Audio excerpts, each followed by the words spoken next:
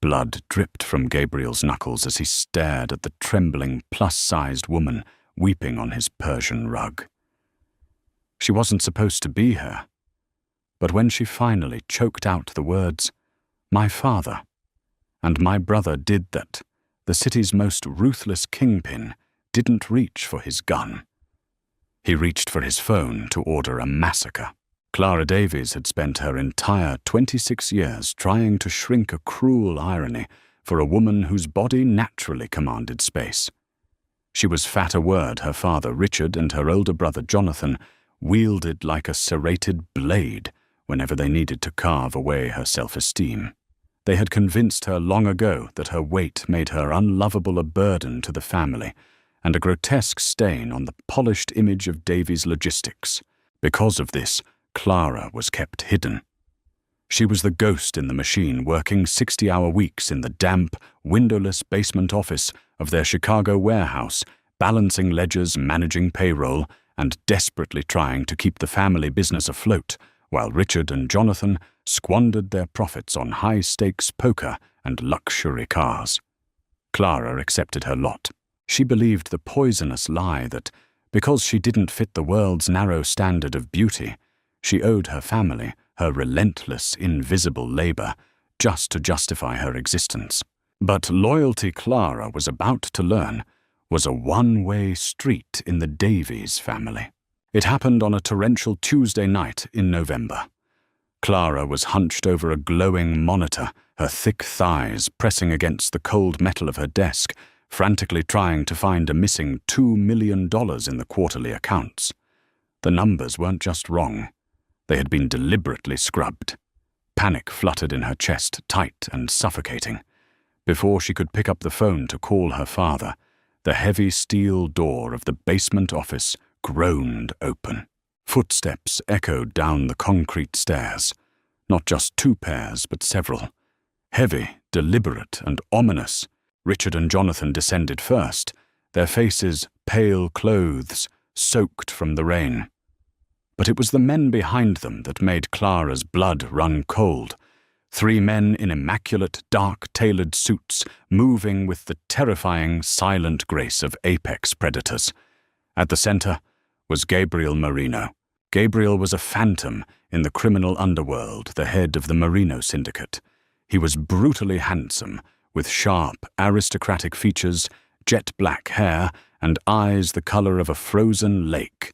His reputation was etched in blood across the eastern seaboard, a man who didn't just destroy his enemies, but erased their entire bloodlines.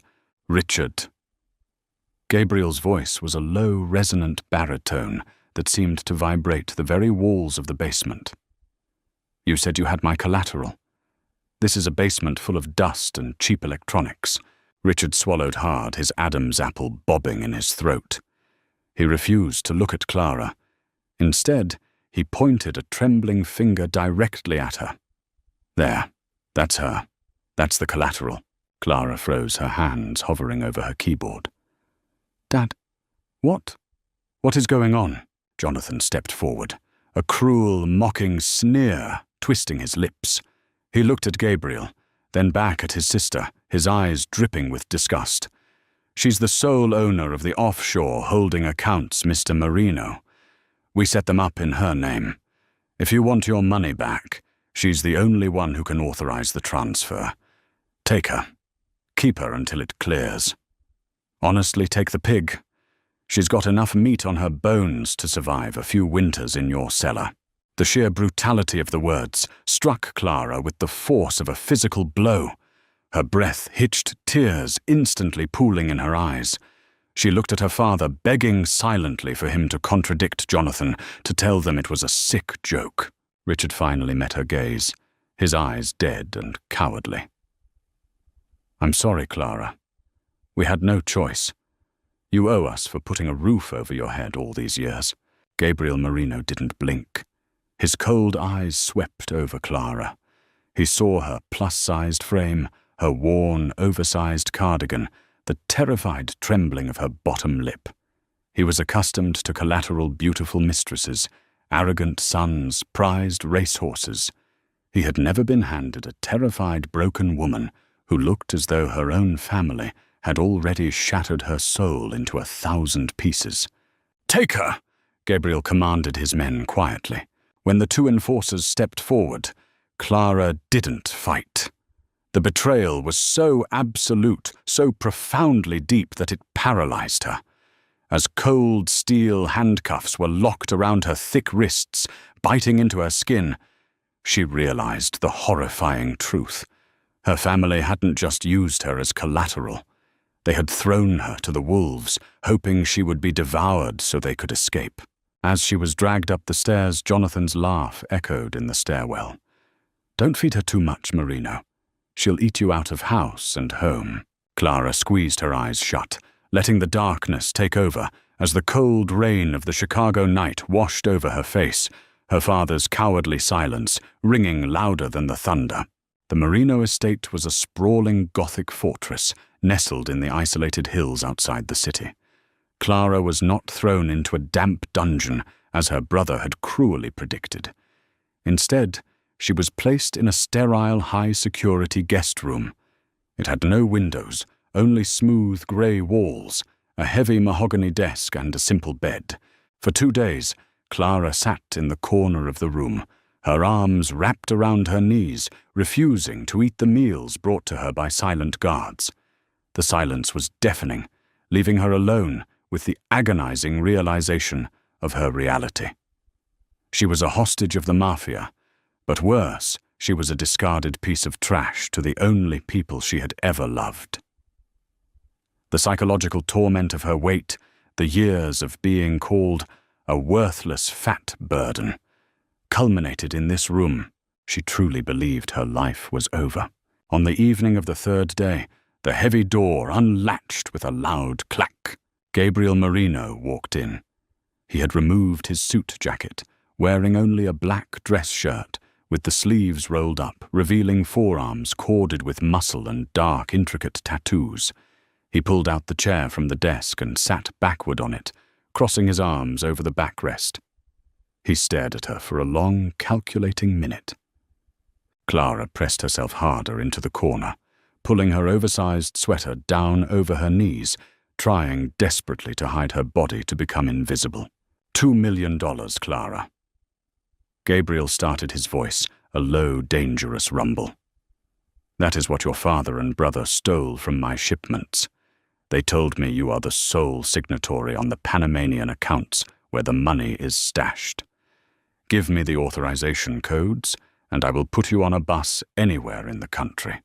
Refuse and things become unpleasant. Clara's voice was a ragged, broken whisper, rough from days of disuse and crying. I don't know what you're talking about. Gabriel's eyes narrowed. Do not play stupid with me. I am not a patient man. I'm not playing stupid. Clara suddenly sobbed, the dam finally breaking. She looked up at him, her face red and tear-stained. I'm the accountant for the legitimate freight. I balance the books for the local deliveries. I don't know anything about Panamanian accounts. I don't know anything about your shipments. Gabriel stood up slowly, kicking the chair aside. He walked toward her, crouching down so he was eye level with her on the floor. His physical presence was suffocating, terrifying. Your brother said you set up the accounts. He showed me the digital signatures. They match yours. They forged them. Clara cried out, her chest heaving. The sheer injustice of it all ripped through her fear, replacing it with a hysterical, desperate anger.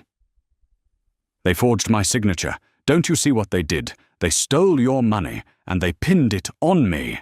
Gabriel stared at her, unblinking. Clara dragged a trembling hand through her tangled hair. They've hated me my entire life.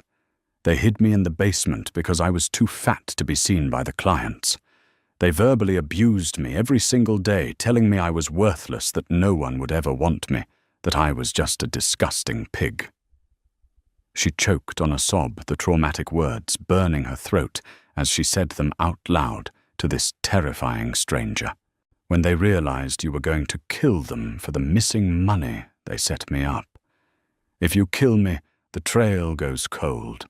You'll think the money died with me, and they get to walk away free." She squeezed her eyes shut, preparing for the blow, preparing for the Mafia boss to call her a liar, to strike her to end it all right there. "My father and my brother did that," she whispered, her voice breaking into a million jagged pieces. "They didn't give me to you as collateral, Mr. Marino. They gave me to you to be the scapegoat. So just do it. Just kill me. I have nothing left anyway." Silence stretched in the room. It was heavy, thick, and suffocating. Clara waited for the bullet. She waited for the cold hands of a killer. Instead, she felt a sudden strange warmth. She opened her eyes and gasped. Gabriel Marino, the ruthless, cold-blooded executioner of the underworld, was reaching out. His large, calloused hand gently brushed a tear from her cheek. His touch was shockingly tender, a stark contrast to the violence that usually lived in his hands. Gabriel's jaw was clenched so tight, a muscle ticked violently in his cheek. The cold, icy detachment in his blue eyes had shattered, replaced by a dark, terrifying inferno of pure rage. But the rage wasn't directed at her. He looked at Clara, at her plus-sized frame, hunched in defensive terror, at the deep, agonizing wounds of familial betrayal carved into her expression, and something fundamental inside the Mafia boss snapped. Gabriel knew betrayal. He lived in a world built on lies and deceit. But the profound, sickening cruelty of a father and brother, mentally torturing their own flesh and blood, tearing down a woman because of her weight, and then offering her up to a monster just to save their own cowardly skins. It disgusted him on a visceral level. He looked at Clara's trembling lips, her deep brown eyes wide with shock at his gentle touch. She was beautiful, he realized suddenly. Beneath the oversized defensive clothing and the crushing weight of her family's abuse, there was a raw, resilient beauty that Richard and Jonathan were too blind and arrogant to see.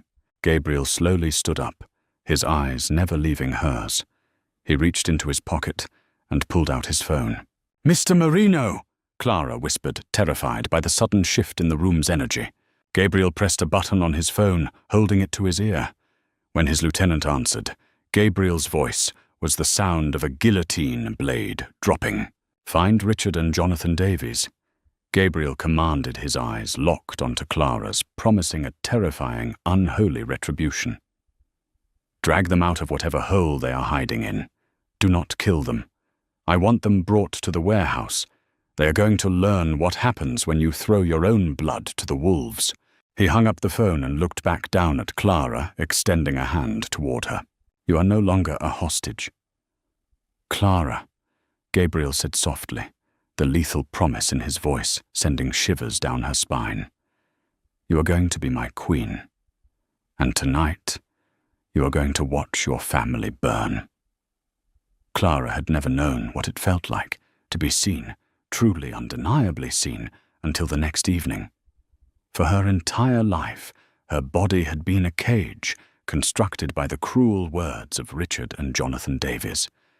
But Gabriel Marino treated her as if she were a Renaissance masterpiece.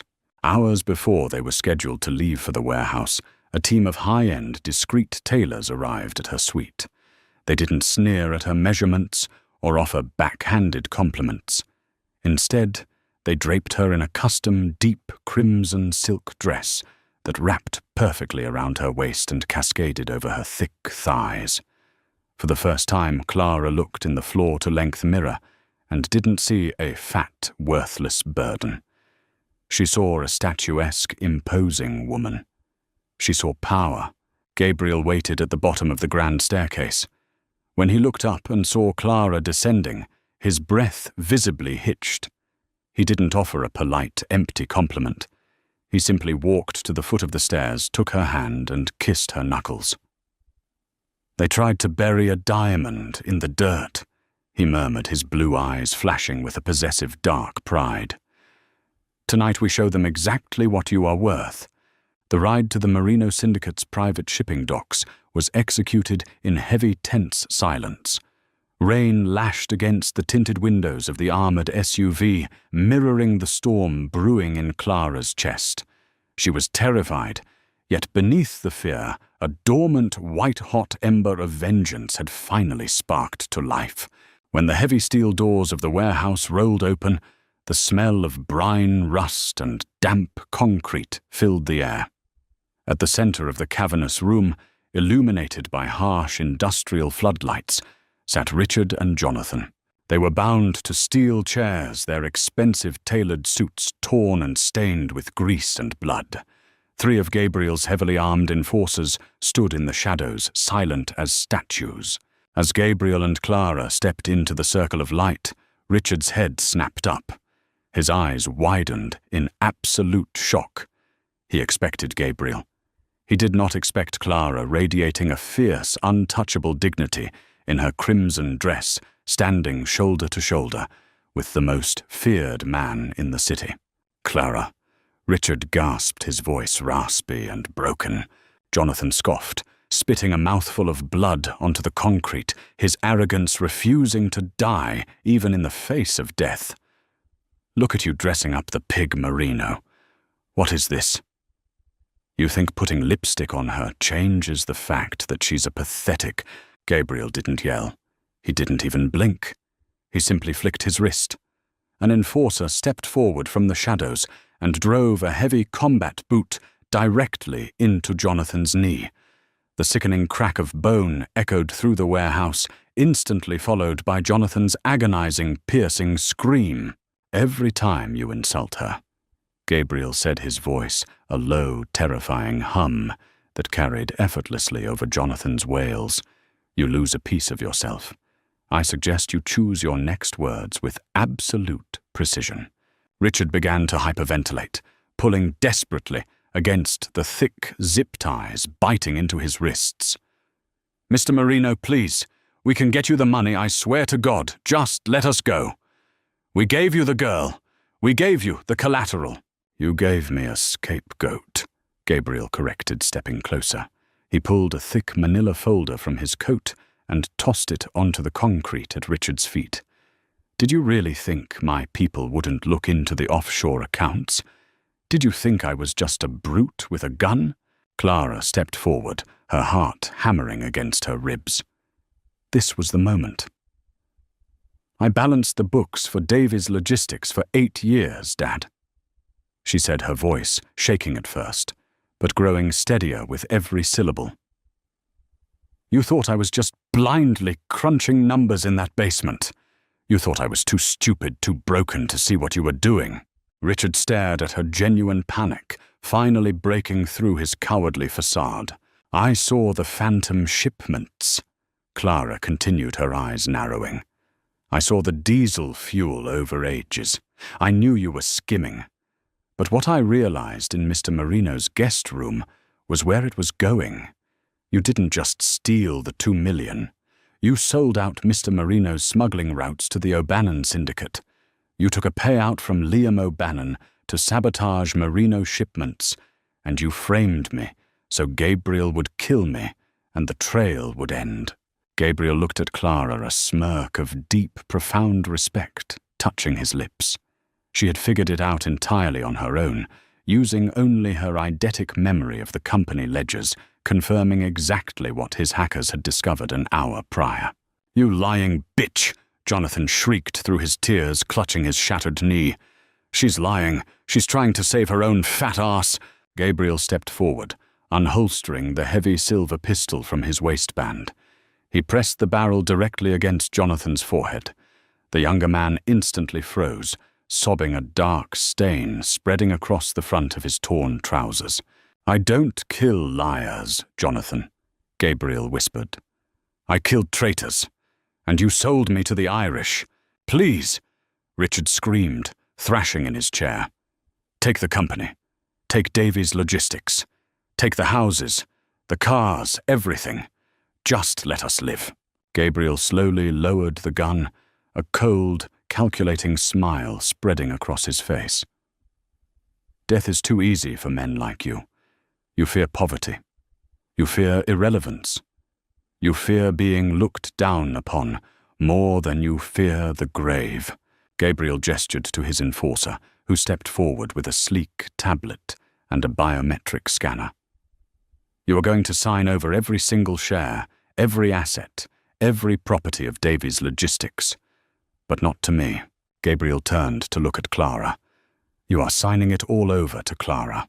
Richard's face drained of all color. No. No, she doesn't know how to run a company. She's just a brilliant forensic accountant who kept your miserable failing empire afloat while you gambled it away. Gabriel interrupted sharply. Sign. Trembling, broken and weeping, Richard and Jonathan pressed their thumbs to the scanner, legally transferring their entire lives to the woman they had tormented for 2 decades. Now, Gabriel said, pocketing the tablet. My hackers have forwarded all the evidence of your embezzlement, not just my money, but the millions you stole from your legitimate clients to the FBI. The feds are waiting outside your penthouse right now. You are going to spend the next 30 years in a federal penitentiary, and every day you sit in a concrete cell, I want you to remember that the daughter you called worthless owns your empire, and she is untouchable. Gabriel turned his back on them. He offered his arm to Clara. She looked down at her father and brother, broken, sobbing, and pathetic. The massive weight she had carried on her shoulders her entire life suddenly vanished. They had absolutely no power over her anymore. She took Gabriel's arm, holding her head high as they walked out of the warehouse, leaving the Davies men to rot in the ruins of their own arrogance. 6 months later, the criminal landscape of the city had completely transformed, and so had Clara. She was no longer Clara Davies, the ghost of the basement. She was Clara Marino. Their wedding had been a private, heavily guarded affair in Tuscany, far from the blood and concrete of Chicago. Gabriel had proven to be exactly what he promised, a man who worshipped her mind, her resilience, and her body. He banished the ghosts of her past with a fierce, protective love that terrified and thrilled her. He kissed the curves she had been taught to hate, tracing her stretch marks like they were maps to hidden treasures, constantly reinforcing that she was his equal, his partner, his queen. But Clara wasn't just a mob wife, content to sit in a mansion. She had taken the rotting carcass of Davies Logistics, purged the corrupt staff, and rebuilt it into a multi-million-dollar legitimate freight empire. It became the perfect impenetrable front for Gabriel's operations. Law enforcement couldn't find a single discrepancy in her books. She was a savant with numbers, and Gabriel's syndicate flourished under her brilliant, meticulous financial restructuring. The underworld whispered about her. They called her the heavy crown of the Marino family, but peace in their world was always temporary. Liam O'Bannon, enraged by the loss of his informants and the sudden airtight efficiency of Gabriel's empire, decided to make a desperate play. It happened at the annual Marino Charity Gala, a high society event hosted at a towering downtown hotel designed to publicly wash Gabriel's reputation. Clara was holding court in the grand ballroom, dressed in a breathtaking sapphire gown, sipping champagne, while effortlessly charming city councilmen. Gabriel stood a few feet away, his eyes constantly scanning the room, though his gaze always returned to his wife. Clara smiled politely at a judge's wife, but her sharp eyes caught a subtle inconsistency near the service doors. She managed the logistics and payroll for all Marino-owned properties. She knew exactly what the catering staff's uniforms looked like, and she knew the protocols. 3 men carrying silver trays were walking toward Gabriel. Their white shirts were too stiff, hiding the bulk of body armor beneath. But it was their footwear that confirmed her terrifying suspicion. They weren't wearing slip-resistant kitchen shoes. They were wearing heavy lace-up tactical boots. Her heart slammed against her ribs. She didn't scream. Panic would cause a stampede. Clara dropped her champagne glass.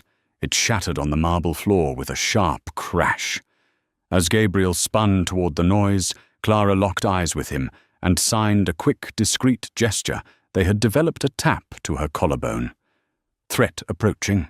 Gabriel's survival instincts flared instantly. Before the O'Bannon assassins could raise their suppressed weapons from beneath the silver trays, Gabriel drew his weapon and fired. Chaos erupted. Screams tore through the ballroom as guests dove for cover. The assassins returned fire, shattering the grand chandeliers. Gabriel's enforcers instantly flooded the room, turning the gala into a war zone. Gabriel lunged across the floor, tackling Clara behind a massive, overturned marble table. "Are you hit?" He roared over the deafening gunfire, his hands frantically checking her for blood. "I'm fine," Clara yelled back, her mind racing. "It's O'Bannon's men. They came through the kitchen service elevators. We need to move. We're pinned down," Gabriel shouted, firing 2 precise shots over the table. "Gabriel, listen to me." Clara grabbed his lapels, forcing him to look at her. "I audited this building's architectural blueprints last month. For the tax zoning appeal, the kitchen service elevators lead down, but there's an old laundry chute directly behind the ice machines that drops straight into the sub-basement parking garage. Your extraction vehicles are parked on level C, right?" Gabriel stared at her, awe piercing through the adrenaline of the firefight. "You memorized the blueprints?" "I memorize everything," she said, a fierce, unapologetic smile on her face. Following Clara's exact directions, Gabriel and his elite guards laid down covering fire, pushing back the assassins just enough to breach the kitchen doors. Clara led them through the labyrinth of the commercial kitchen, bypassing the compromised elevators, and locating the heavy steel door of the industrial laundry chute. They dropped down the chute landing safely in the canvas carts in the sub-basement, mere yards away from their armored convoy. By the time O'Bannon's men realized they had lost their targets, Gabriel's backup teams had arrived, wiping out the Irish Syndicate's hit squad entirely. As the armored SUV sped away from the hotel, the sirens wailing in the distance, Clara leaned back against the leather seat, her chest heaving. She looked down at her hands. They weren't trembling. Gabriel reached out his large hand, wrapping around hers. He pulled her gently into his chest, burying his face in her hair. "You saved my life," he whispered, his voice thick with emotion. "You saw what my best men missed." Clara looked up at him, the neon city lights flashing across his aristocratic face. She thought about Richard and Jonathan, currently sitting in an 8x8 concrete cell, scrub-brushing prison toilets while they served out their 30-year sentences. They had called her stupid. They had called her a pig.